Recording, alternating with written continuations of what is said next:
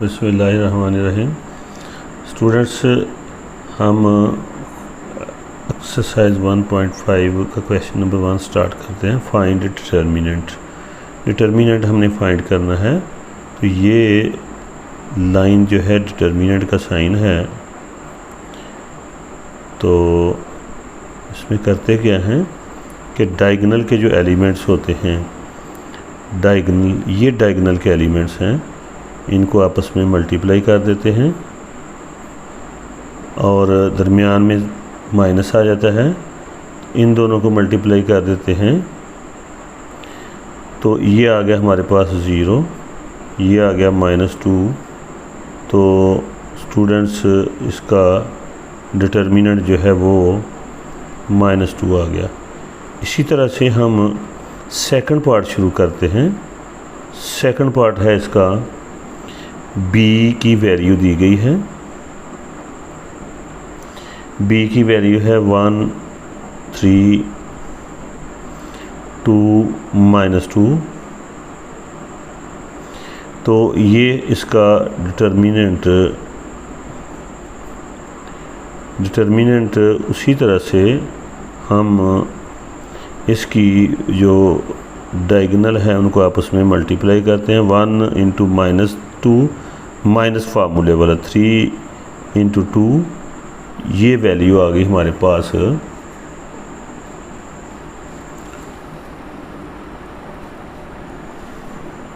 -2 -6। ये b determinant की value आ गई जी -8। देन नेक्स्ट हम इसका पार्ट करते हैं, पार्ट नंबर 3। पार्ट नंबर 3 है c =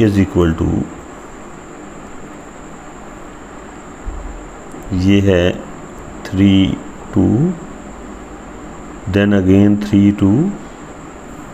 तो हम इनको अब डिटर्मिनेंट की फॉर्म में लिखते हैं। डिटर्मिनेंट की फॉर्म में जब लिखा तो ये आ गया 3 2 3 2। तो स्टूडेंट्स, इसको अभी हम उसी तरह से मल्टीप्लाई करते हैं। ये आ गया 3 × 2 -2 × 3। ये आ गया 6 -6, दैट विल बी 0। तो ये हमारे पास c डिटर्मिनेंट की वैल्यू आ गई। अब नेक्स्ट पार्ट करते हैं इसका हम, वो है d, matrix d, fourth part. d matrix को हम लिखते हैं, ये आ गया 3 2 1 4। डिटर्मिनेंट लिया 3 2 1 और 4। ये वैल्यू आ गई 3 × 4 -2 × 1। ये आ गया जी 12 - 2। तो ये आ गई हमारे पास वैल्यू 10। डी डिटर्मिनेंट की वैल्यू जो है वो हमारे पास आ गई जी 10। क्वेश्चन नंबर 2 का आगाज़ करते हैं जी। यहाँ पर हमने बताना है कि सिंगुलर मैट्रिसेस कौन से हैं और नॉन सिंगुलर कौन से हैं। अगर डिटर्मिनेंट लिया जाए, डिटर्मिनेंट का आंसर अगर 0 आ जाए तो हम कहेंगे ये सिंगुलर मैट्रिक्स है। अगर नॉन ज़ीरो आ जाए तो हम कहेंगे कि ये नॉन सिंगुलर मैट्रिक्स है। ये आ गया जी हमारे पास डिटर्मिनेंट। तो डिटर्मिनेंट को हम करते हैं तो ये आ गया 12 -12। तो ये हमारा जी आ गया 0। डिटर्मिनेंट आ गया 0। As determinant a = 0, so it is a singular matrix. Singular matrix ये होगा। देन हम सेकंड इसका पार्ट करते हैं। सेकंड पार्ट है B 4 1 B है, मैट्रिक्स 4 1 3 2, इसका लेते हैं डिटर्मिनेंट। ये डिटर्मिनेंट का साइन लिखा, ये आ गया 4 multiply by 2 minus 1 multiply by 3, ये वैल्यू आ गई 8 माइनस 3, ये आ गई 5। बी डिटर्मिनेंट हमारे पास आ गया 5।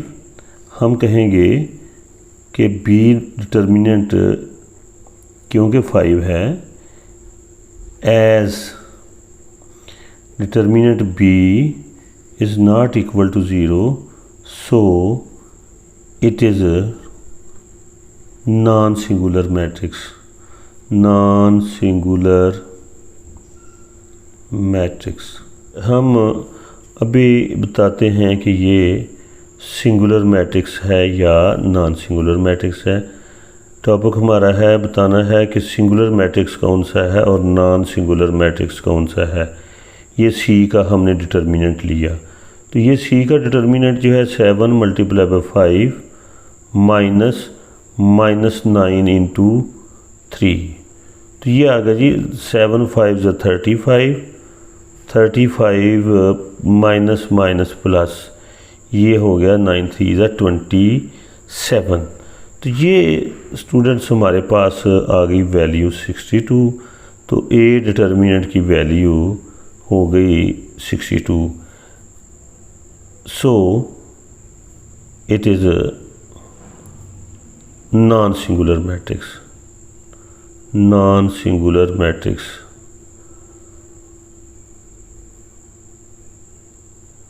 as a determinant C determinant is not equal to 0। अब हम फोर्थ पार्ट करते हैं। फोर्थ पार्ट है D is equal to, D matrix है 5 माइनस 10 माइनस 2 एंड 4। डिटर्मिनेंट लेते हैं डी का, ये है 5 माइनस 10 माइनस 2 एंड 4, ये आ गया 5 multiply by 4 minus 10 into minus 2, ये आ गया जी 20 minus 20 is equal to 0। as it is a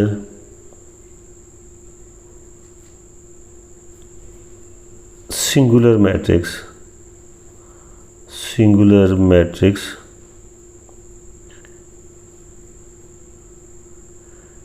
as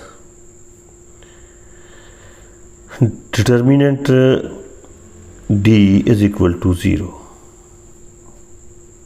students question number 3 है मल्टीप्लिकेटिव इन्वर्स फाइंड करना है। तो मल्टीप्लिकेटिव इन्वर्स फाइंड करने के लिए फ़र्स्ट ऑफ ऑल हमने डिटर्मिनेंट फाइंड करना है। अगर ये सिंगुलर मैट्रिक्स हो तो इसका मल्टीप्लिकेटिव इन्वर्स पॉसिबल नहीं होगा। अगर ये नॉन सिंगुलर हो तो फिर इसका मल्टीप्लिकेटिव इन्वर्स पॉसिबल होगा। तो ये हमारे पास डिटर्मिनेंट आ गया, ये आ गया 0 माइनस 6, तो इसका मतलब ये है कि इसका मल्टीप्लिकेटिव इन्वर्स पॉसिबल है। तो मल्टीप्लिकेटिव इन्वर्स का फार्मूला है adjoint A over A determinant.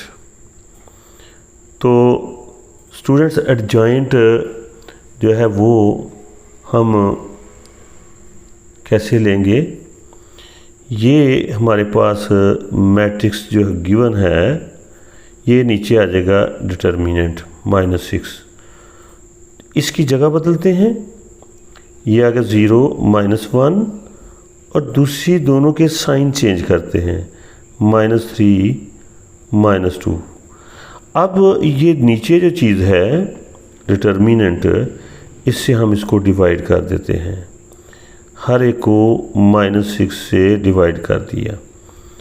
-6 से जब इसको डिवाइड किया तो ये हमारे पास सिंपलीफाई करने के बाद जो आंसर आ जाता है वो आएगा 0, ये आ गया 1/2, ये 1/2 आ जाता है, और यहाँ वैल्यू आएगी 1/3, 1/3 वैल्यू आ जाएगी इसकी, और इसकी वैल्यू आ जाएगी 1/6। ये हमारे पास आ गया multiplicative inverse. Multiplicative inverse find करते हैं जिसका फर्स्ट ऑफ ऑल हमने इसका डिटर्मिनेंट लेना होता है। तो यह है -2, 6, 3, -9। हम मल्टीप्लाई करते हैं डायगोनल के एलिमेंट्स को, फिर माइनस है दरमियान में, और दूसरे एलिमेंट्स को मल्टीप्लाई कर देते हैं। ये आ गया प्लस का 18, ये आ गया माइनस का 18 is equal to 0। So it's multiplicative inverse is not possible. Multiplicative inverse is not possible,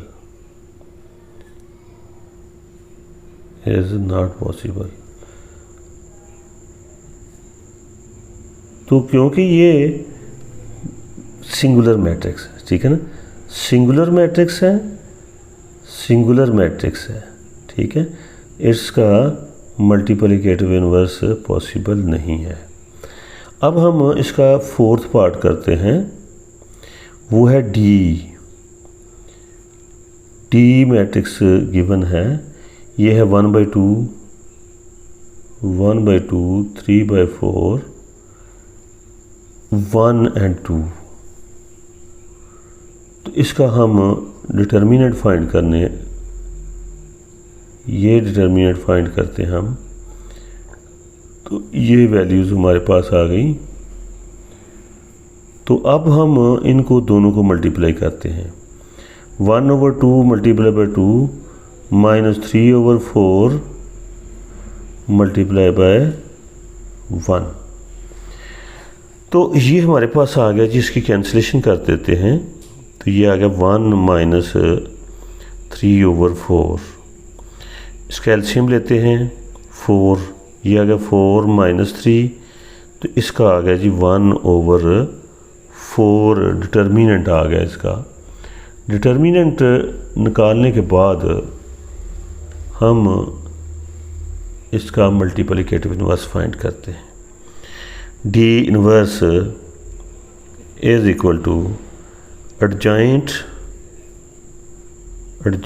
of D over D का डिटर्मिनेंट। अब देखते हैं एडजॉइंट क्या है। ये तो हमारे पास है डिटर्मिनेंट 1/4।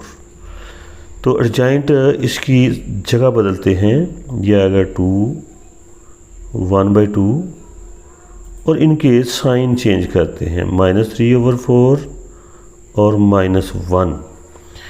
तो स्टूडेंट्स ये जो चीज़ है नीचे जब डबल डिवाइड होता है, ये जब ऊपर जाएगा तो ये आ जाएगा 4, इसके साथ इसको हम इन्वर्ट कर देते हैं। अब ये 4 जो है अंदर मल्टीप्लाई होगा बारी बारी इनके साथ। मल्टीप्लाई होने के बाद इसका आंसर आ जाएगा, ये आ जाएगा जी 4 मल्टीप्लाई बाई 2, ये आ गया 4 इंटू -3/4, ये आ गया 4 इंटू -1, ये आ गया 4 मल्टीप्लाई बाई 1/2। तो ये 4 से कैंसिल हो जाएगा, 2 इस 4 से कैंसिल हो जाएगा। तो ये हमारे पास आ गया 8, और ये आ गया -3, ये आ गया -4, ये आ गया 2। तो ये स्टूडेंट्स हमारा मल्टीप्लिकेटिव इन्वर्स था।